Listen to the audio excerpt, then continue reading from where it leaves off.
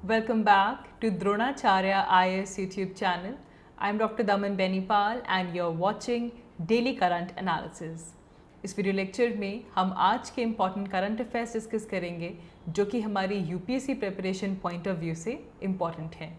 So let's begin with today's video. शुरुआत करते हैं.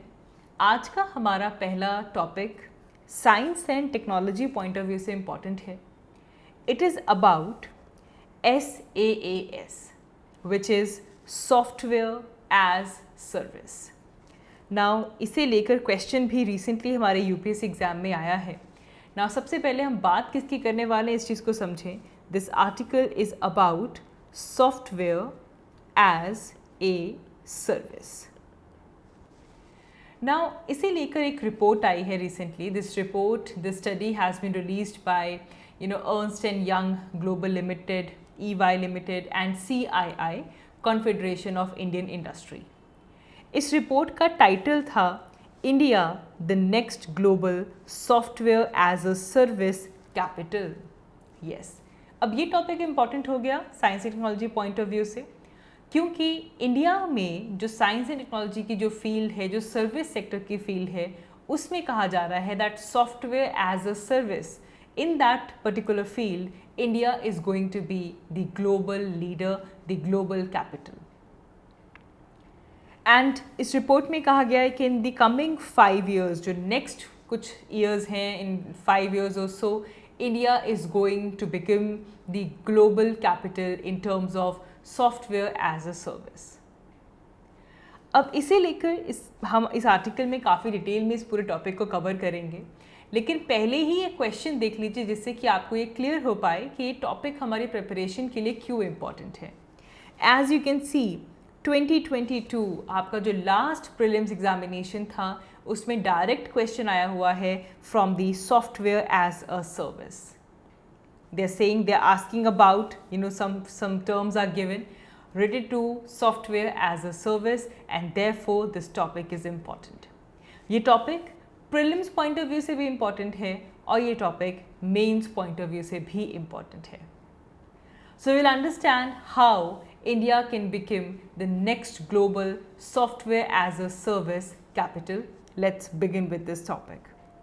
नाउ इस रिपोर्ट में कहा गया है कि इंडिया की जो software as a service market है, it is expected to grow multifolds by 2025. 2025 तक हमारी software as a service market काफ़ी ज़्यादा ग्रो होने वाली है. एंड अप्रॉक्सीमेटली अगर हम ग्लोबल ग्रोथ देखें तो उसका 7 to 10% ग्रोथ इंडिया में ही होने वाली है. राइट नाउ हमारे प्रेजेंट जो ग्लोबल मार्केट के अंदर जो ग्रोथ है that is around 2 to 4%, but by 2025 will increase this to 7 to 10%. इस रिपोर्ट में कुछ इंडस्ट्री एस्टिमेट्स के अकॉर्डिंगली ये भी कहा गया है दैट ये जो मार्केट है it is expected to reach 20 to 25 billion dollars by 2025. As of now अगर हम 2020 रेफरेंस लेकर देखें तो 2020 में 4 to 7 बिलियन डॉलर्स की ये मार्केट थी, लेकिन जिस तरह ग्रोथ हमारे पास 7 to 10% आने वाली है, उसी तरह इस मार्केट की वर्थ भी 20 to 25 बिलियन डॉलर्स तक पहुंचने वाली है. और किस तरह देख सकते हैं हम कि ग्रोथ हो रही है इस पर्टिकुलर सेक्टर में. 2018 में इंडिया में software as a service unicorn सिर्फ एक था. We only had one unicorn related to the software as a service, but as of now India has 18 such unicorns, जो कि जिसकी वजह से India software as a service ecosystems की दौड़ में 3rd नंबर पे पहुंचता है. World wide we are at the 3rd spot among the largest software as a service ecosystems in the world, क्योंकि अब हमारे पास 18 ऐसे यूनिकॉर्न्स प्रेजेंट हैं. फंडिंग भी इंक्रीज हो चुकी है. अगर यही कुछ साल देखें 2020 से लेकर 2022 का ईयर अगर हम देखें तो पहले अगर 2.6 बिलियन डॉलर्स की फंडिंग हो रही थी तो वो इंक्रीज होकर 6 बिलियन डॉलर्स पर पहुंच चुकी है. So yes, software as a service is a new area जहाँ पे इंडिया बहुत जल्द ग्लोबल लीडर बन सकता है. नाउ डिटेल में हम पढ़ेंगे, will understand more about what is the software as a services. Now software as a service को ऑन डिमांड सॉफ्टवेयर भी कहा जाता है ना. इसी टर्म से काफ़ी कुछ क्लियर होना चाहिए. ऑन डिमांड सॉफ्टवेयर बेसिकली ये एक सॉफ्टवेयर डिस्ट्रीब्यूशन मॉडल है, क्योंकि यहाँ पे सॉफ्टवेयर को एज अ सर्विस प्रोवाइड किया जाएगा. So this is a software distribution model. लेकिन इसमें जो सर्विसेज हैं they will be hosted by the cloud service provider. मतलब क्या है इसका, कि जो सर्विसेज हैं वो कोई भी पर्सन एंड यूज़र अगर उसके पास इंटरनेट है और वो क्लाउड के साथ कनेक्टेड है तो वो उस सॉफ्टवेयर को यूज़ कर सकता है. एंड यूज़र को सॉफ्टवेयर की सर्विसेज को यूज़ करने के लिए अपनी डिवाइस पे सॉफ्टवेयर इंस्टॉल करने की ज़रूरत नहीं है. सिर्फ और सिर्फ अपने इंटरनेट को यूज़ करते हुए क्लाउड सर्विस की हेल्प से आप इस सॉफ्टवेयर को यूज़ कर सकते हैं.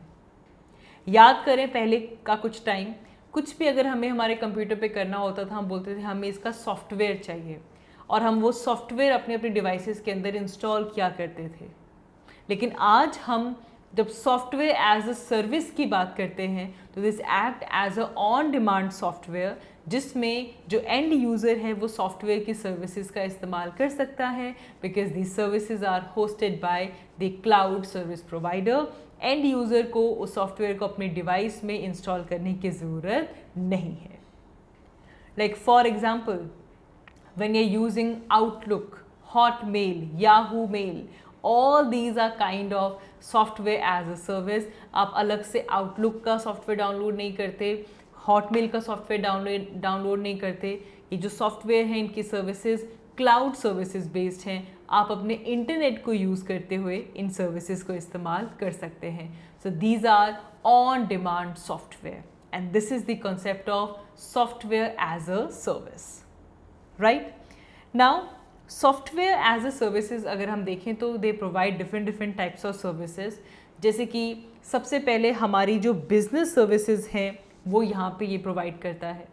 टू एनी स्टार्टअप, आप एक स्टार्टअप को बिजनेस सर्विसेज प्रोवाइड कर सकते हैं. आप यहाँ पे जो एंटरप्राइज रिसोर्स प्लानिंग है वो कर सकते हैं by using the on demand software.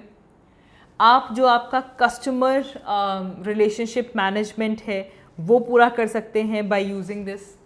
You can do your billing, you can do your sales, everything can be done by using software as a service. So पहला अगर हम इसका फंक्शन देखें तो बिजनेस सर्विसेज में ये एक बड़ा इंपॉर्टेंट रोल प्ले करता है. फिर उसके बाद document management.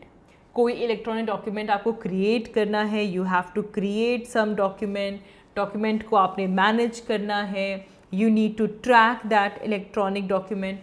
All of this can be done by third party software, third party services.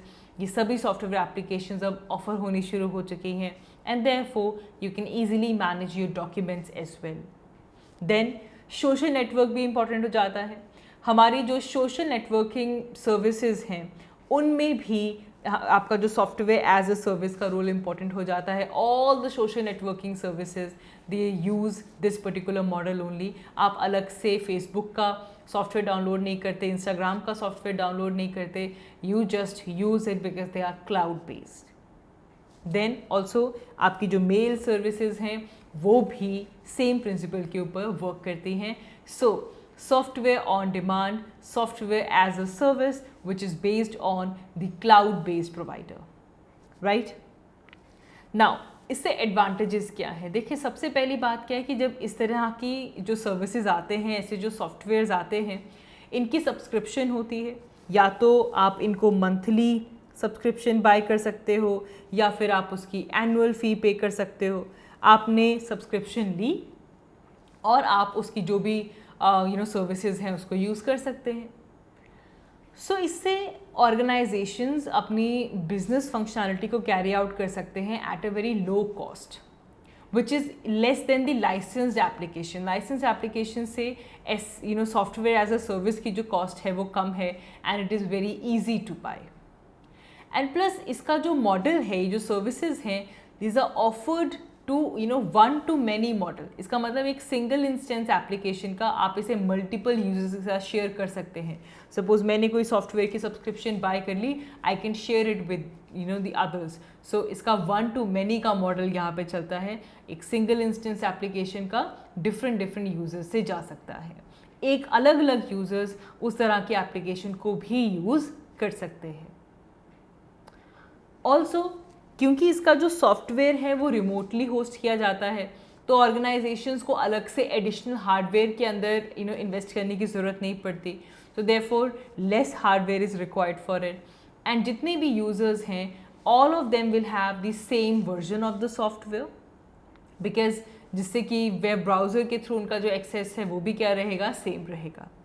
And therefore software as a service की एक और ख़ास बात है कि इससे जो IT सपोर्ट कॉस्ट जो होती है, जिसमें हार्डवेयर को आउटसोर्स किया जाता है, सॉफ्टवेयर मेंटेनेंस, ये सब यहाँ पे रिड्यूस हो जाती है. And now the support is provided to the software as a service providers.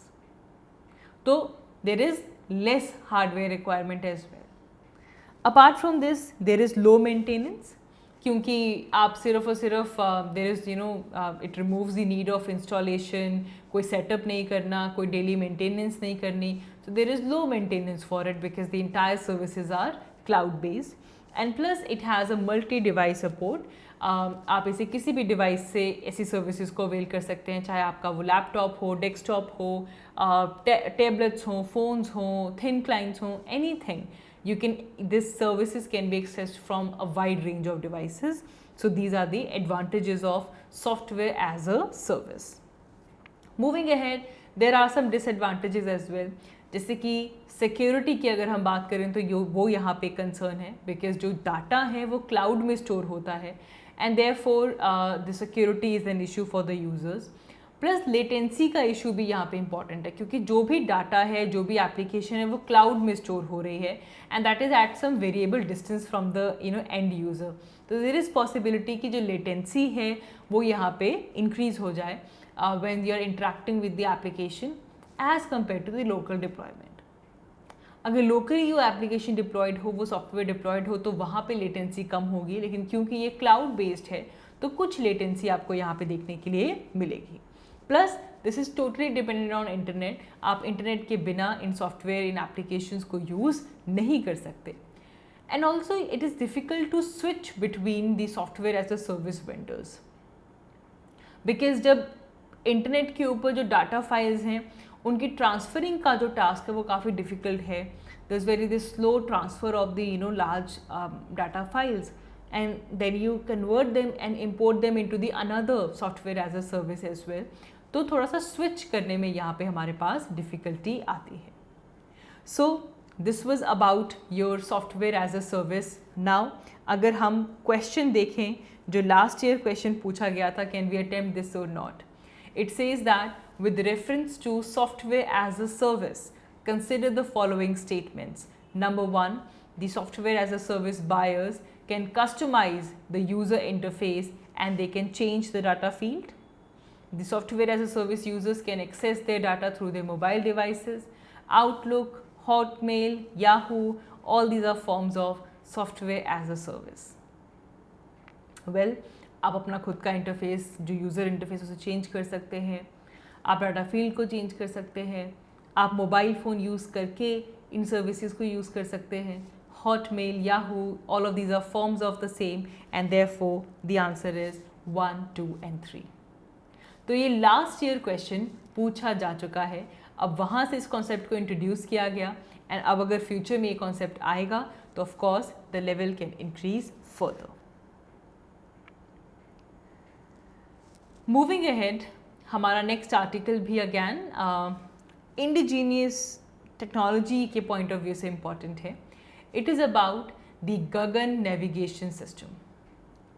Now recently Gagan navigation system news में आया है बिकॉज गवर्नमेंट ने जो बोइंग 787 एयरक्राफ्ट है इंडिया में, उसे एग्जेम्प्ट किया है from complying with the indigenously developed Gagan navigation. And क्योंकि उन्होंने कहा है कि जो इफेक्ट एयरक्राफ्ट मैन्युफैक्चरर्स हैं कि इसमें काफ़ी डिज़ाइन चेंजेस इन्वॉल्व हो रहे हैं and therefore they need some time, तो दिसंबर 2025 तक बोइंग 787 एयरक्राफ्ट को गगन नेविगेशन सिस्टम से एग्जेम्प्ट किया गया है and therefore GAGAN navigation system becomes important. सबसे पहले तो जो हमारी सिविल एविएशन पॉलिसी है उसे देख लेते हैं। तो we have the civil aviation policy of 2016 और उसमें ये कहा गया है that all the other aircrafts have to comply with Gagan.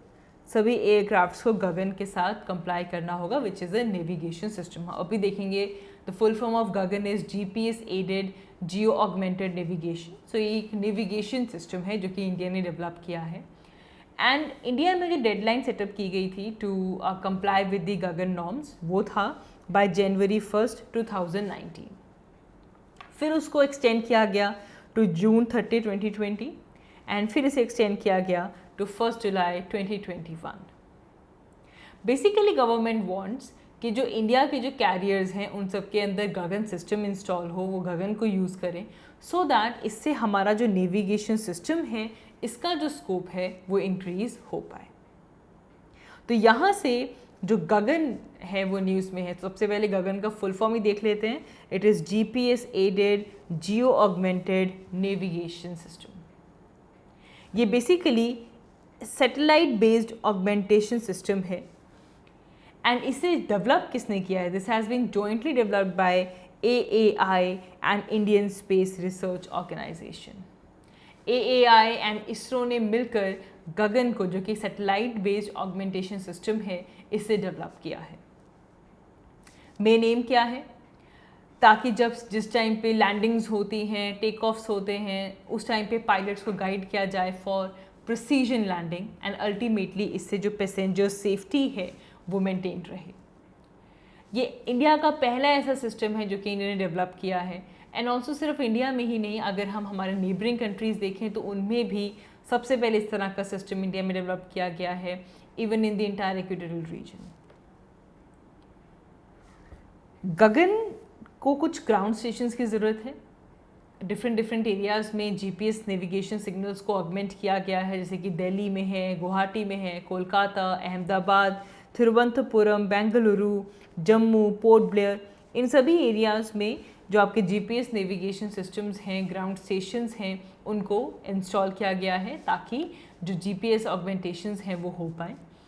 Plus we need a network of precisely surveyed ground reference stations, जिससे कि जीपीएस सैटेलाइट डाटा को collect किया जा रहा है ताकि हमारे पास जो ग्राउंड रेफरेंस स्टेशन हैं वो प्रिसाइजली सर्वेड हो। ये सिस्टम है ये इंटरऑपरेटेबल है। हमारे पास इंटरनेशनली इस तरह का जो सिस्टम है that is the SBAS system, उसके साथ ये इंटरऑपरेटेबल है and it can have a seamless navigation across the regional boundaries as well. GAGAN का सिग्नल इन स्पेस, ये even it is provided in GSAT 8 and GSAT 10, right. There are only 3 other countries जिनके पास ये space based augmentation systems present हैं, जैसे कि US में है जिसे कहा जाता है वाइड एरिया ऑगमेंटेशन सिस्टम, फिर यूरोप में है European geo stationary navigation overlay services, फिर जापान में भी है multi function satellite augmentation system. So there are only 3 other space based augmentation systems and इसीलिए जब हम गगन की सिग्निफिकेंस देखते हैं तो वी सी दैट इससे जो देखो एक बार अगर ये पूरे तरीके से रोल ऑन हो जाएगा तो इससे जो छोटे छोटे एयरक्राफ्ट्स हैं, एयरपोर्ट्स हैं, जैसे कि स्पेशली नॉर्थ ईस्ट में, उन सब की ये कंप्लाइंट रहती है कि जो एयरक्राफ्ट लैंडिंग वहाँ पे होती है वो बहुत ही लो विजिबिलिटी सिनारियोज में होती है। तो इस तरह से गगन को यूज़ करते हुए स्पेशली ऐसे जो एयरपोर्ट्स हैं वहाँ पे इसका सबसे ज़्यादा बेनिफिट होने वाला है।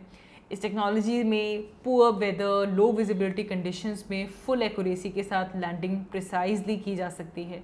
सो देयरफॉर ये पुअर वेदर कंडीशंस में, लो विजिबिलिटी कंडीशंस में हेल्पफुल रहता है। It is a tool to alert before natural disaster. Now इसे आप you can relate this with you can relate this with the Indian National Center for Ocean Information Enquiries, उसके साथ आप इसे relate कर सकते हैं। तो उससे आपको ओशंस के अंदर किस तरह से क्या हलचल हो रही है आपको उसका पता चल सकता है। आप फिशरमैन, फार्मर्स, जो भी लोग वहाँ पे अफेक्टेड हो सकते हैं उन सबको इन्फॉर्म कर सकते हैं about any calamity which is going to happen.